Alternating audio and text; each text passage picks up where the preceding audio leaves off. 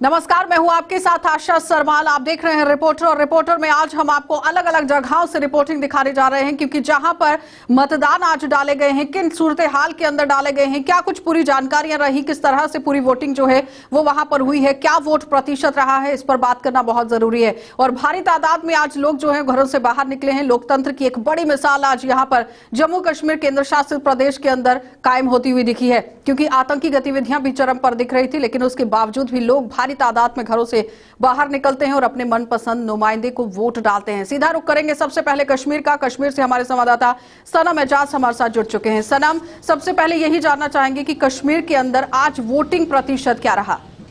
देखिए, बिल्कुल आशा, अभी हम वोटिंग परसेंटेज की बात करें तो अभी ऑफिशियल तौर पे वोटिंग परसेंटेज नहीं आई, लेकिन जिस तरह से आज लोग वोट के लिए बाहर निकले हैं उससे अंदाज़ा लगाया जाता है कि जहां देश में 60 से 70% के यूजुअली वोट परसेंटेज होती रहती है, लेकिन आज की डेट में कश्मीर में 70 से ऊपर भी जा सकती है। जिस तरह से हमने लोगों को बाहर दिखा, सुबह 7 बजे जब वोटिंग हुई, कड़ाके की ठंड चल रही थी और उस ठंड के बीच भी लोग पोलिंग बूथ की तरफ आ रहे थे, वोट डाल रहे थे। और सुबह पहला वोट भी डालने वाला था। अक्सर गांव देहात में जहां जहां हम गए, हमें वहां मालूम हुआ कि बड़े बुजुर्गों ने भी वोट डाला और बड़ी तादाद में जो युवा है उन्होंने भी आज वोट डाला। और लगभग जिन जिन इलाकों में, खासतौर पे नॉर्थ कश्मीर के, चूंकि आज कुछ इलाकों में आज वोटिंग होनी थी, ऊपरी इलाकों में खास नॉर्थ कश्मीर के होनी थी, साउथ कश्मीर के उन इलाकों में होनी थी जो मिलिटेंसी से प्रभावित हैं, खौफ रहता है, डर रहता है। शोपिया से लेके कुलगाम तक या पहलगाम के आस कोकरनाग के इलाकों में वोटिंग हुई, तो वहां पे जिस तादाद में वोटिंग हुई, ये साफ जाहिर करिए थे एक अच्छी खासी तादाद में आज वोटिंग हो रही थी। और सबसे ज्यादा देखा गया सनम कि युवाओं ने बढ़ चढ़कर भाग लिया है, उसको लेकर कोई खबर? देखिए, बिल्कुल युवा आपकी बार में बड़ी तादाद में निकल के आए थे और इसका कारण अगर हम देखें तो बड़े कारण है। एक कारण ये भी है कि लोकल लेवल पे जो कैंडिडेट्स थे उनने बड़ी कैंपेनिंग की थी और कुछ रिश्ते, अपना इन्फ्लुएंस वगैरह इस्तेमाल करते हुए वो लोगों को वोटिंग बूथ तक ले आए थे। और उसके साथ साथ एक चीज़ जो माननी पड़ेगी, जो कश्मीर की सिचुएशन है और उस सिचुएशन में जिस तरह से सियासी जमातों ने जो एक खौफ दहशत का माहौल भी पैदा कर रखा है, एक दूसरे पर जिस तरह सियासी जमातें आरोप लगा रही है, उन्हीं आरोपों और प्रति आरोपों के बीच में ही हम मान सकते हैं। क्या लगता है कि कांटे की टक्कर किन पार्टियों के बीच में, किन नुमाइंदों के बीच में रही? दोबारा अपना आशा ये सवाल पूछेंगे? सना, मेरा सवाल है कि कांटे की टक्कर कौन सी पार्टियों के बीच में रही? क्या गुपकार डिक्लेरेशन और भारतीय जनता पार्टी या फिर कोई और इंडिपेंडेंट कैंडिडेट? देखिए आशा, एक चीज माननी पड़ेगी, कश्मीर में बीजेपी का बेस नहीं है और ये यहाँ पे अगर देखा जाए तो इंडिपेंडेंस वर्सेस गुपकार अलायंस ही हो सकता है। ओवरऑल अगर हम देखें, कुछ जगहों पे हमने अपनी पार्टी को भी देखा, उनकी एक अच्छी खासी वोटर्स की तादाद को देखा, लेकिन ओवरऑल लोगों ने अब की बार प्रेफरेंस ये दिया कि अगर उनके इलाके का कोई इंडिपेंडेंट कैंडिडेट अच्छा है, जिसकी छवि अच्छी है, जो उनके सोशल काम करता रहता है, तो उसको भी प्रेफरेंस मिली और गुपकार अलायंस को भी प्रेफरेंस मिली है। लेकिन बीजेपी की अगर हम बात करें तो टनल उस पार अगर बीजेपी बड़े मार्के तय कर सकती है, लेकिन कश्मीर में अभी बीजेपी के लिए इस तरह की कोई चुनौती है, इस तरह की कोई... एक और सवाल आपसे यहाँ पर यह है कि आपकी आम जनता से भी वहां पर बातचीत हुई होगी, एज्यूम क्या किया आपने कि लोगों ने किसके हक में वोट डाला है?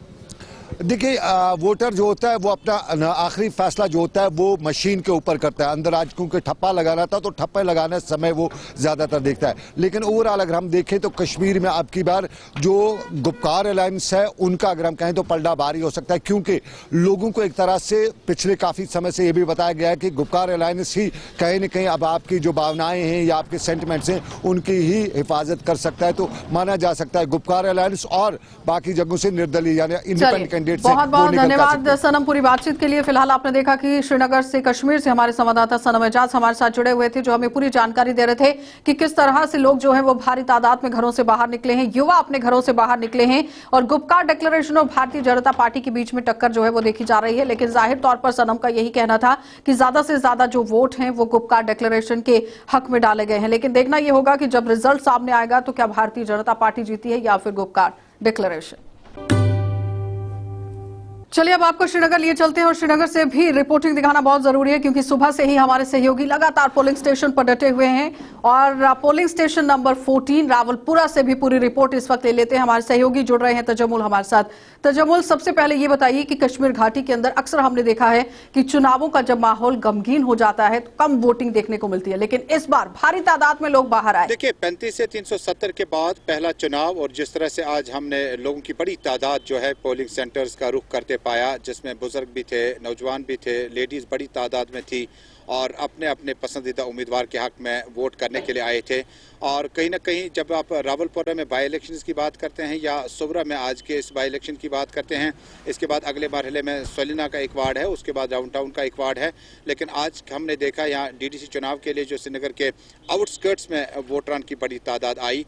इससे कबल हमने देखा कि जम्मू कश्मीर में जब भी इस तरह के इंतखाबात हुए हैं तो वोटरान की उतनी तादाद हमने नहीं देखी। हालांकि बड़े पोलिंग सेंटर हमने देखे जहां पर शायद वोटर्स जो थे नहीं आए, बड़ी तादाद में कुछ वोटिंग सेंटर्स थे। हम कितने प्रतिशत वोटिंग आज वहां पर देखी गई? आज भी जिस जगह पे हम इस वक्त खड़े हैं यहाँ पर करीबन इस पूरे एरिया में 1600 के करीब वोट पड़े हैं, यानी जिसका गालिबन मतलब ये हुआ कि वोट अच्छा खासा पड़ा। और इस पोलिंग सेंटर में जो 3 पोलिंग सेंटर्स रखे गए जो कि आस्तानपुरा, रावलपुरा और उसके बाद दीगर इलाके जो हैं हकीम बाग वगैरह है उनके लिए रखे गए थे। उसके बाद सनत नगर में भी इसी तरह का रश देखा गया। इस्लामिक इंटरनेशनल स्कूल रावलपुरा का एक और पोलिंग सेंटर है, वहाँ पर कम तादाद में ही सही लेकिन वोट पड़े। हालांकि कुछ जो बड़ी कॉलोनीज है वहां पर वोटरान की तादाद कम आई, लेकिन आज एक खुशगवार माहौल में देखा, चाहे एनसी, पीडीपी, गुपकार अलायंस या कोई भी उम्मीदवार हमने देखा कि किसी भी जगह पर उतना ज्यादा शोर शराबा हमने नहीं देखा, बल्कि ये जो आतंकियों की गतिविधियों के बावजूद, आतंकियों की धमकियों के बावजूद भी लोग जो हैं वो भारी तादाद में बाहर निकले हैं। क्या एक मैसेज दिया गया कि डेमोक्रेसी का चरम पर दिख रही है जम्मू कश्मीर केंद्र शासित प्रदेश के अंदर? जब आप एक तरफ से देखते हैं कि स्टे अवे की कॉल है या बाइकआउट की कॉल है, दूसरी तरफ आप देखते हैं कि लोग जो हैं अपने पसंदीदा उम्मीदवारों के हक में न सिर्फ उन्होंने कैंपेन में हिस्सा लिया डोर टू डोर, बल्कि आज लाइनों में रहकर काफ़ी कतारों में इंतजार करने के बाद अपने उम्मीदवार के लिए वोट का इस्तेमाल किया।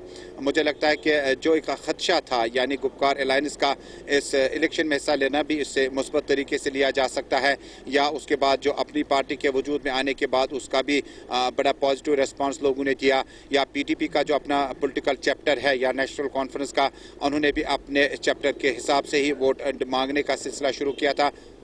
यानी कि लोकतंत्र की एक मिसाल वहां पर कायम होती हुई आज दिखी। बहुत बहुत धन्यवाद तजम्मुल पूरी बातचीत के लिए। तो फिलहाल आपने देखा हमारे सहयोगी तजम्मुल हमारे साथ जुड़े हुए थे जो हमें पूरी रिपोर्ट दे रहे थे कि किस तरह से 1600 वोट वहां पर पड़े हैं और भारी तादाद में वोटिंग जो है वहां हुई है। और जाहिर तौर पर लोकतांत्रिक प्रक्रिया को आज जिस तरह से बढ़ाया गया है वो देखने वाली बात थी, क्योंकि भारी तादाद में लोग अपने घरों से बाहर निकले और अपने मनपसंद नुमाइंदे को जिताने की कोशिश की गई। डीडीसी के इलेक्शन में पुरअमन ज़रूर हो रहे हैं, मगर शिकायतें भी कुछ सामने आई हैं। इस वक्त हम खड़े हैं बुदल के डंडोत इलाके में, जहां लोगों के बड़ी तादाद में वोट काटे गए हैं, जिसमें सबसे बड़ी बात मैं आपको बताता चलूं, यहां के नायब सरपंच का वोट भी इस बार वोटर लिस्ट में नहीं है। इन नायब सरपंच के साथ साथ एक मकामी है, इनसे भी बात करेंगे। सर, कितने लोगों के इस बार आपके यहाँ वोट काटे गए?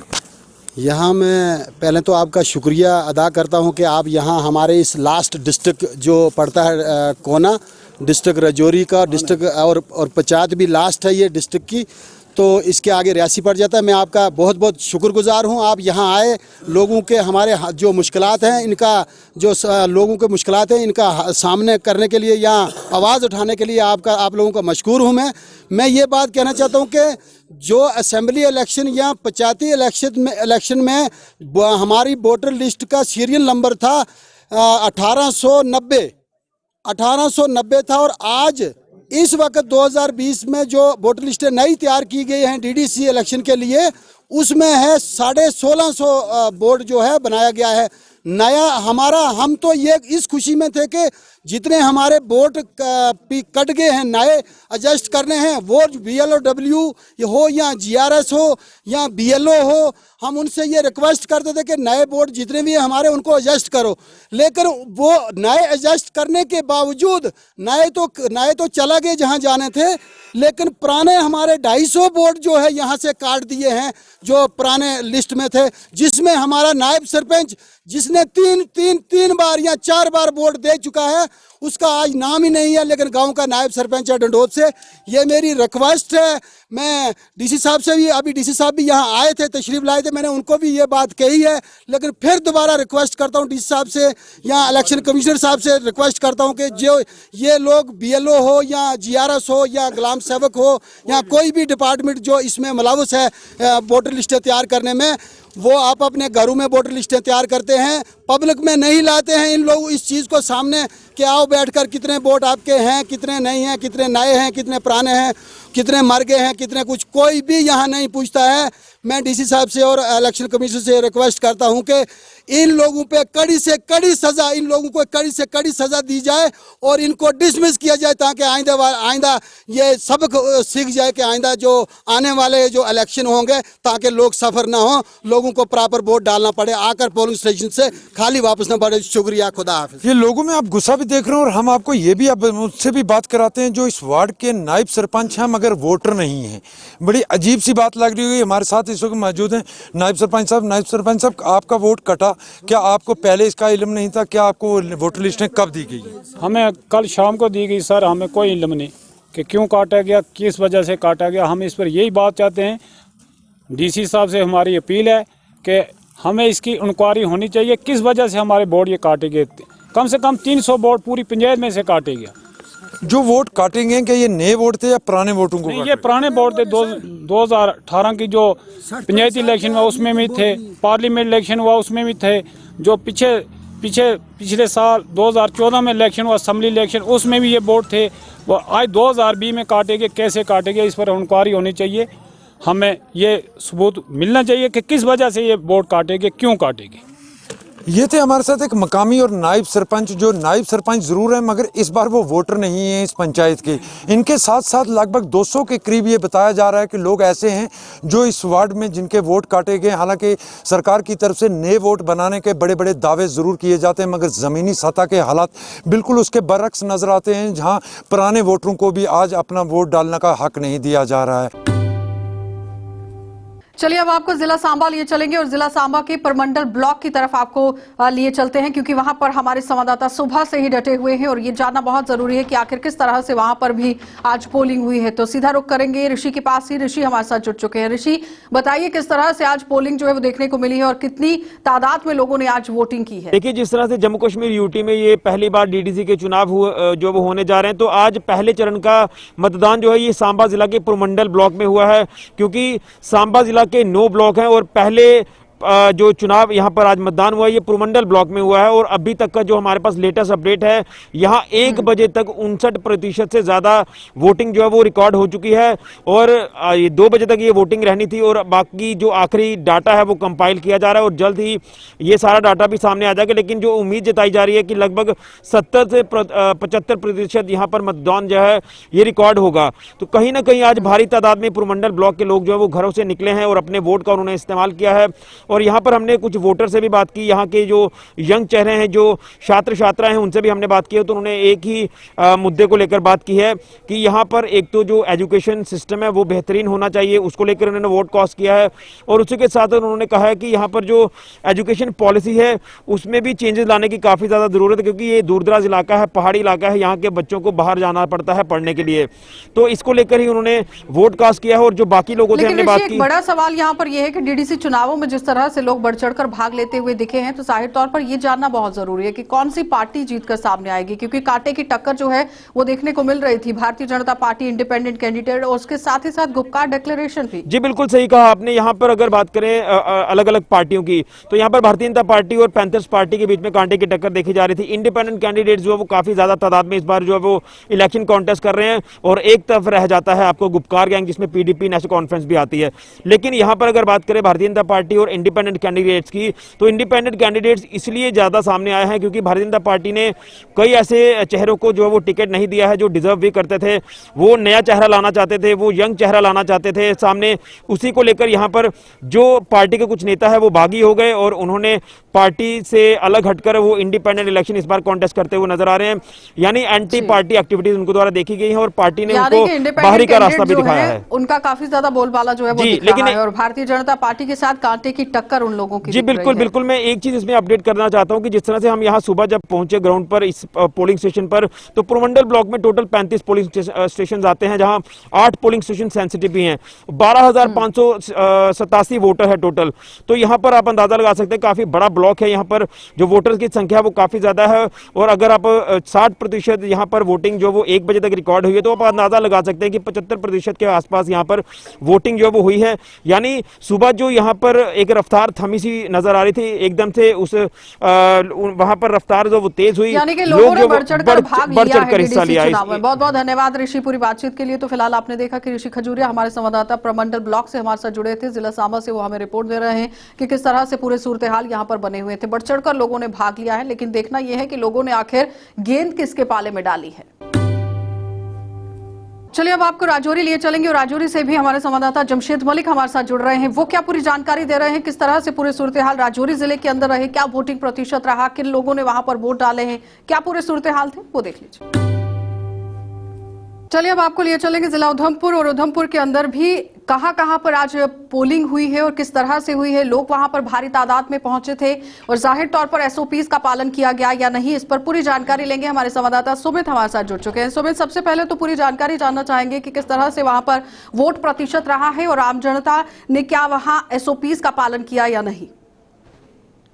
बिल्कुल आशा, सबसे पहले मैं आपको ये बताना चाहूंगा कि आज पहले चरण की जो वोटिंग है वो शुरू की गई है, जिसमें लोगों ने यहाँ पे खासा उत्साह दिखाया है।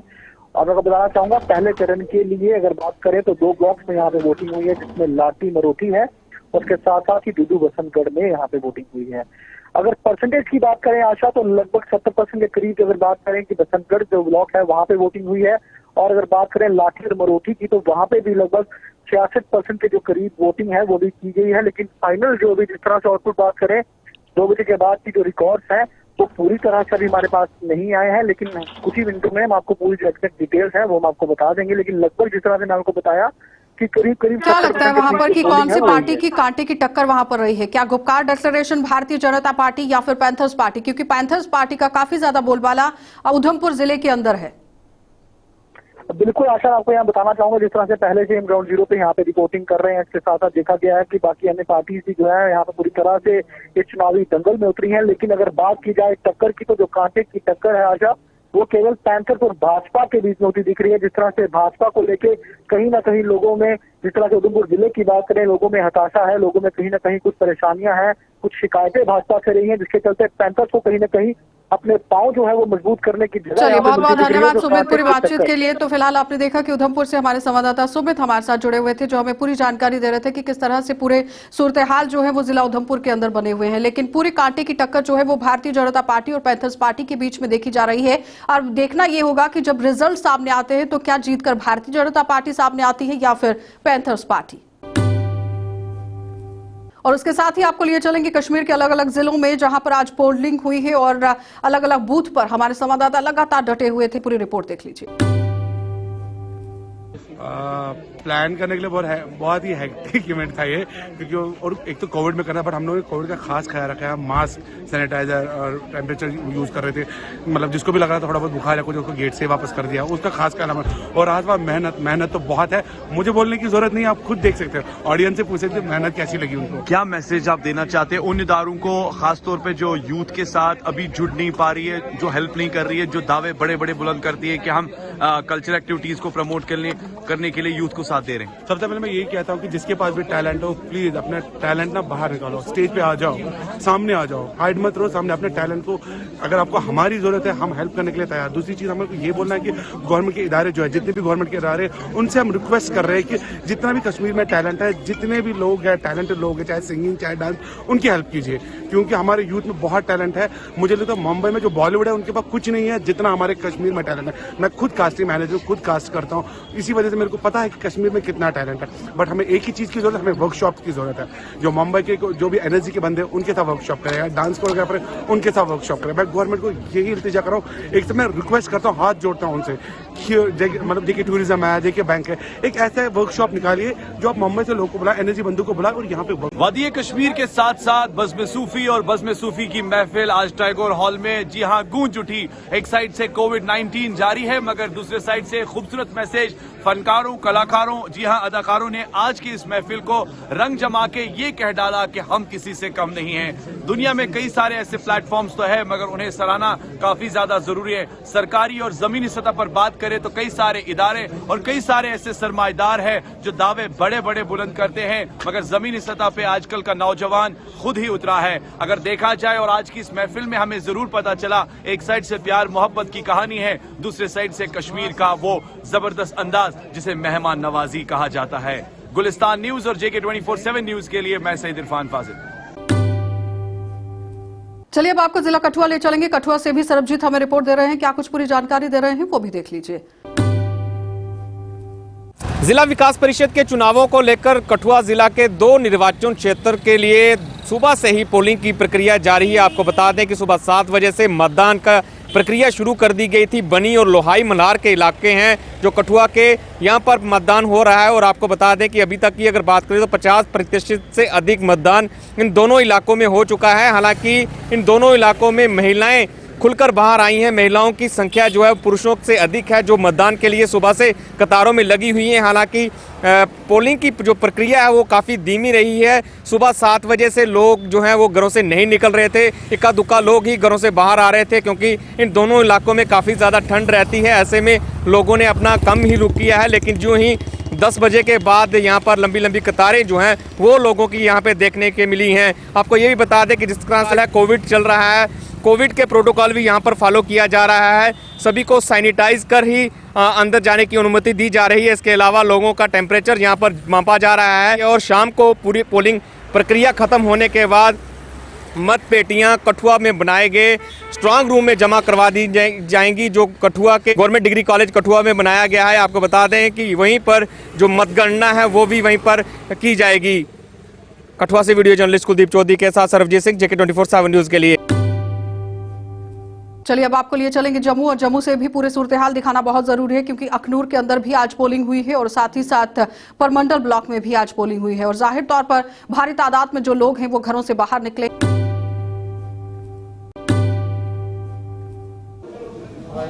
और यहाँ अगर आप बात करें बुजुर्गों की, अगर महिलाओं की, पुरुषों की, तो ज़्यादा तादाद में आए थे। कैमरा पर्सन से बोलूँगा कि वो पैन करके दिखाएं। आखिरी वक्त पर भी लोग आ रहे हैं और ज़्यादा से ज़्यादा वोटिंग यहाँ पर करने की कोशिश कर रहे हैं, जो अपना राइट होता है वोट डालने का। और यहाँ पर प्रोटोकॉल्स पूरी तरह से फॉलो किए थे। सिक्योरिटीज़ यहाँ पर तैनात थी। या आप सैनिटाइज़र देख सकते हैं, मास्क देख सकते हैं और थर्मल स्क्रीनिंग तक यहाँ पर आप देख सकते हैं। अगर आपको बताते चलें, यहाँ पर जो लोगों ने अपना जो वोट है वो डाल चुके हैं और आखिरी समय है, और आखिरी समय में भी लोग यहाँ पर आ रहे हैं। आपको बताते चलें,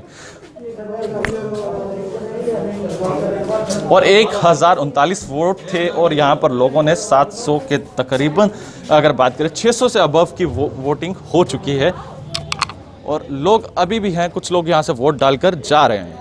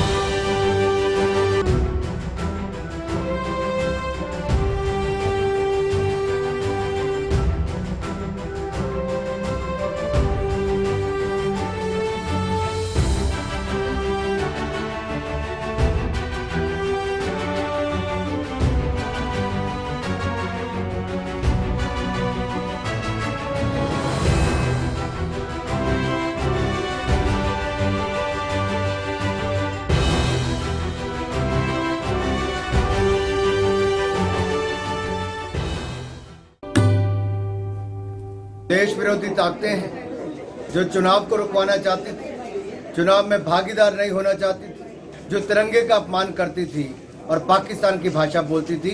आज उनको करारा जवाब मिला है जब जम्मू कश्मीर की जनता पोलिंग बूथ पर वोट डालने के लिए निकली है।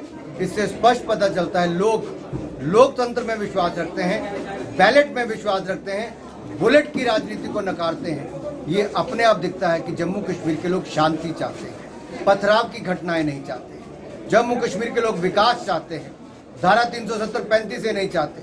जम्मू कश्मीर के लोग राष्ट्रवादी हैं, अलगाववाद का समर्थन नहीं चाहते हैं। ये दिखाता है कि ये तिरंगे के अपमान करने वाले को जनता नकारेगी और तिरंगे के सम्मान करने वाली भारतीय जनता पार्टी और नरेंद्र मोदी जी को अपना समर्थन। और उनका यही कहना था कि विकास की राह पर अब जम्मू कश्मीर केंद्र शासित प्रदेश यहां पर चलता हुआ दिख रहा है। 3 टायर सिस्टम बहुत अच्छे से यहां पनपता हुआ दिख रहा है और जाहिर तौर पर अपने विकास को मद्देनजर रखते हुए लोग जो है वो अपने घरों से भारी तादाद में निकले और उन्होंने एक विश्वास जो है वो अपने नुमाइंदों पर जताया है, जिन पर उन्होंने आज मुहर लगाई है। फिलहाल आप देखते रहिए कार्यक्रम।